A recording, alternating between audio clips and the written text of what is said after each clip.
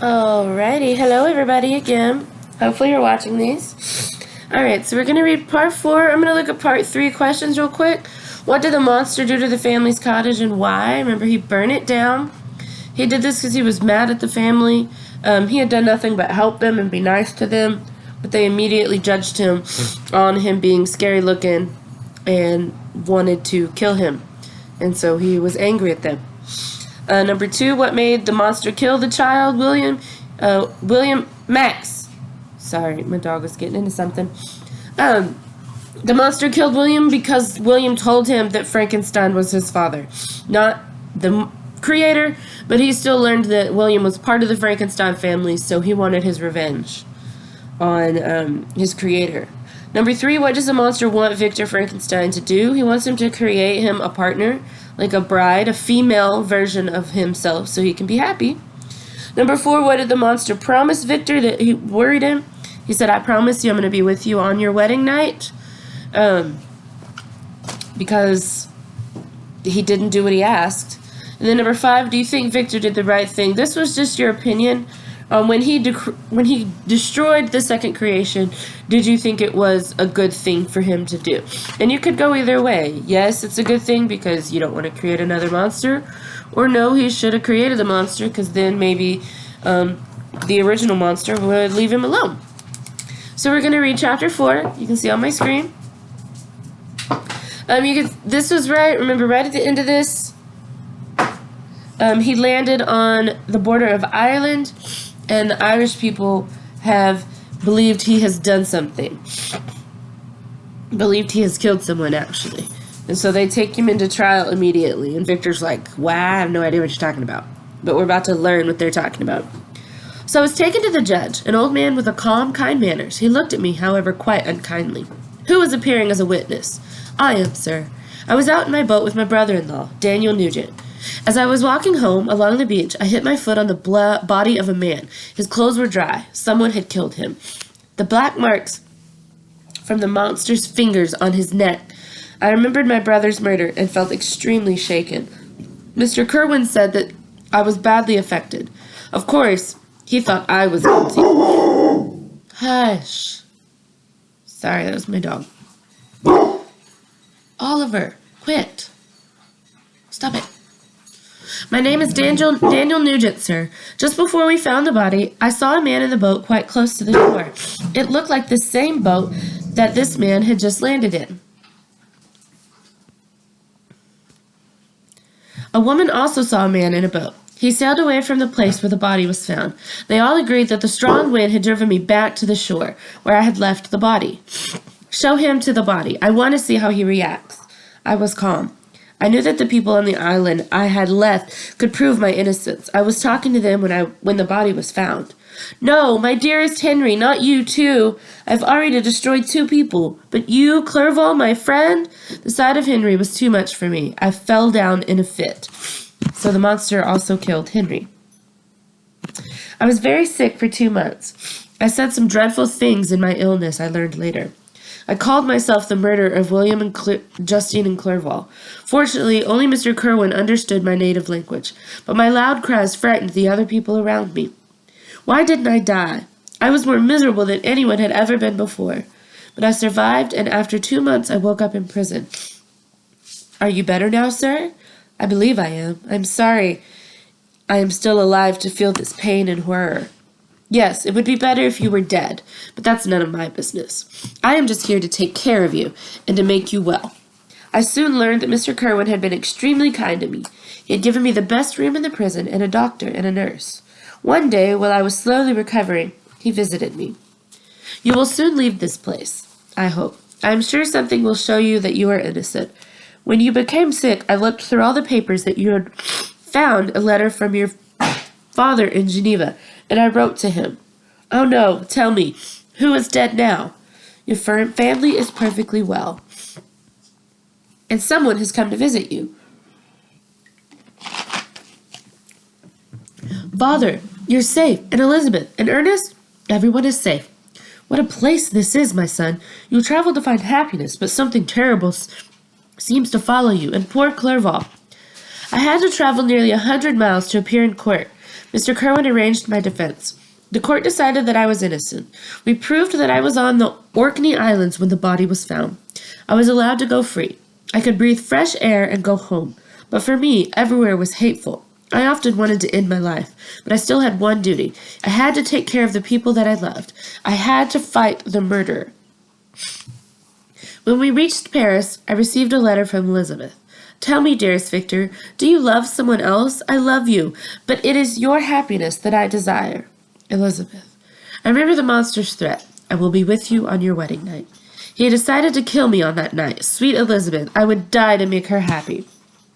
My dearest Elizabeth, I am afraid that little happiness remains for us on earth. However, all my future happiness is centered on you. I promised myself to you and no one else. I have one dreadful secret which will fill you with horror. I will tell it to you the day after our marriage. Until then, do not mention it. Victor. We returned to Geneva. Elizabeth welcomed me warmly. Have you promised yourself to another woman? No, I love Elizabeth, and I'm looking forward to our wedding. Let's fix the date now. We got married 10 days later. I carried a knife and a gun to protect myself. As Elizabeth seemed happy, and my father was full of joy. But I had only prepared for my own death, not for the death of anyone near to me. Elizabeth had inherited from her family a small house by the lake Como. We planned to spend our first days there. After the wedding, we went by boat to Evian. You're sad, my love. Let me enjoy the happiness of today after everything I have suffered. Be happy, my dear Victor. Something whispered to me that I mustn't look forward to happiness, but I won't listen to such a voice. What a beautiful day. How happy and calm nature looks. Those were the last moments of my life when I felt happy. As we reached the shore, my fear returned. It had stayed with me and will stay forever. We took a short walk along the shore and admired the lovely scene. Suddenly the wind grew stronger and heavy rain came down. I was anxious and held my gun tightly. What are you afraid of, Victor? Oh, it's just the storm. It's a dreadful night. Please go to bed, my love. I'll join you later. Victor. And they kiss. She left and I searched the house for the monster, but I found nothing. Ah! Ah! I heard a scream. I realized what was happening. Elizabeth! I fainted. When I recovered, I rushed toward her and held her in my arms. The marks of the monster's fingers were on her neck. I looked up at the window and saw the monster seem to smile as he pointed to the dead body of my wife. He shot at him. He ran away into the lake. The sound of the gun attracted a crowd who helped me look for the monster. After several hours, we returned. We hadn't found him. Many of the people thought that I had imagined him. I was in a cloud of confusion and horror. The death of William, Justine, Clerval, and now my wife. My father and Ernest might die next. I decided to return to Geneva as quickly as possible. My father and Ernest were alive, but my father was very badly affected by Elizabeth's deaths. It was too much for him, and a few days later he died in my arms. What happened to me then? I don't know. I lost consciousness. When I woke up, I was in a dark room in a prison. I had been there for many months. When I was allowed to leave, I visited a judge in the town. I wanted to tell him about the monster. Sir, I know who murdered my brother and my wife. I want you to help me find them. I'll do everything I can, sir. Thank you. My story's strange, but it's all true. I told him my story at first, and he couldn't believe it. But as I continued, he became more interested. It is your duty to catch the murderer. I'd like to, but this sounds too powerful. And no one knows where he could be now. You refuse to help me? Then I'll find him myself. I'll destroy him. I left his house angrily. I went away to think about what I could do. Revenge gave me strength. I decided to leave Geneva for forever. But first I found myself by the graves of William, Elizabeth, and my father. Their spirits seemed to fly around. I felt very angry. I will follow the monster who has caused these deaths until either he dies or I die. Let him feel the dreadful sadness that I feel. Ha ha ha, I'm happy. You've decided to live, miserable creature. I ran toward him, but he escaped. I ran after him, and I have been following him for many months. I followed him through France into the Black Sea, and then I went after him through Russia. He left messages on the trees or on stones to guide me. I bought a sled in the snow and quickly became closer to him. When I had almost reached him, the ice broke. The sea came between us, and I was left on a piece of ice. When I saw your ship, I managed to move toward it. You saved me when I was close to death. I still fear death because I haven't completed my task. If I die, Walton, find him and kill him. Promise me, please. Letters. So this is the guy, Walton, that's on the boat. So he's writing letters back to his sister. My dear Margaret, you have read this strange and terrible story. I believe that it is true. This monster really exists. Sometimes I ask Frankenstein about how he made this creature. Are you crazy, my friend? Do you want to create another monster? Learn from my mistakes and don't make yourself completely miserable. I have finally found the friend I was looking for. However, I think I will lose him. He has no interest in life at all. Thank you for kindness, Walton, but my friends are dead. No one can replace them. Only one I thought keeps me alive. And I must follow and destroy the monster I created. Then I can die. Next letter. My dearest sister, we are surrounded by mountains of ice. The brave men who are with me are in danger. They look to me for help, but I can't give them any. My crazy scheme may be the cause of our death. Next letter. I was afraid of the men would refuse to obey me. Captain, if the ship gets free of this ice, you must take us south. We insist. What do you mean? What are you demanding? Are you running away at the first sign of danger? Go home as men who have succeeded, not failed. The men were unable to reply. Think about it. I will not lead you farther north if you do not want to go. Yes, Captain. The next letter. The matter is settled. I have agreed to return if we get free of the ice. I am very disappointed. It is over. I am returning to England. I have lost my hopes of glory. I have lost my friend. 3 days ago, the ice began to move. Islands of ice broke off in all directions. We were in great danger, but we could do nothing. My unfortunate guest was so sick that he had to stay in bed. They're happy because this means we'll soon go back to England. Are you really going back? Yes, I can't lead them into greater danger. I won't come with you. I must do what I have promised. I am weak, but I have the spirits who will help me, who will give me strength. He tried to get out of bed, but it was too much for him, and he fell back and fainted. The doctor told me that he would only live for another few hours. Ah, my strength has gone. I will soon die, and my enemy will still be alive. I was crazy when I made him. He destroyed my family and my friends. He ought to die so that he doesn't kill anyone else, but I can't ask you to leave your country and friends to find him. I must go now to the arms of the people I love. Goodbye, Walton. Find peace in happiness. He squeezed my hand weakly and closed his eyes for forever. Margaret, what can I say about the death of this wonderful man? How can I express the depths of my sorrow? Thud. That noise. A voice from Frankenstein's room. Great God! When he heard me, he ran toward the window. Stay!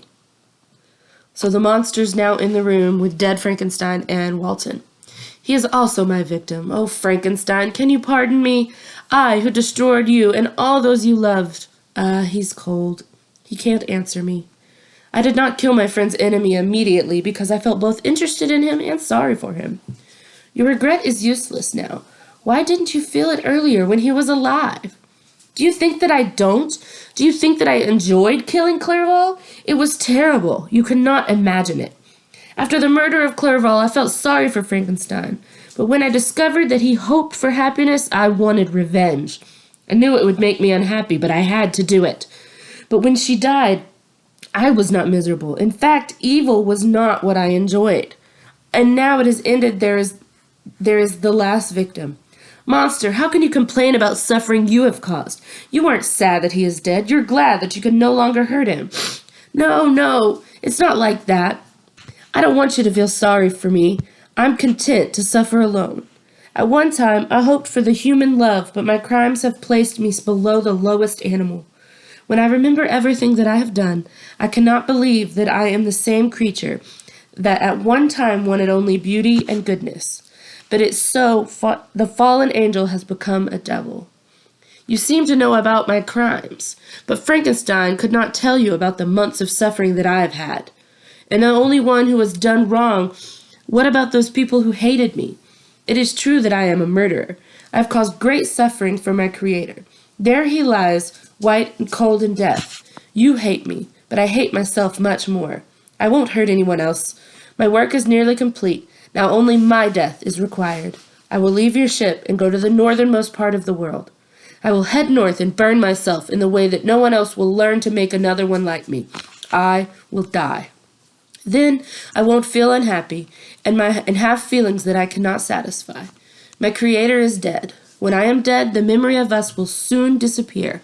I won't see the sun or the stars. I won't feel the wind on my face. I will feel nothing, and in this state I must find my happiness.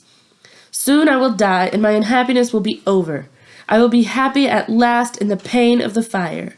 My spirit will sleep in peace. Goodbye to you. You are the last person I will ever see.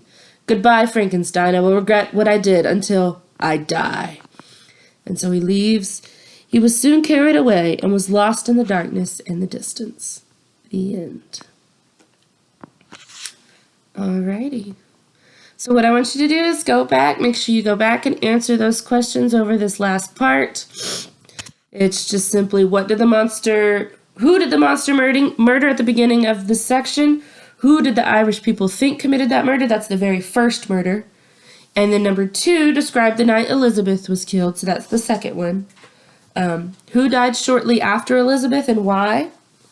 Number 4, what was Frankenstein doing when Walton found him in the ice? So why was he on the ice? And then simply describe how the story ends.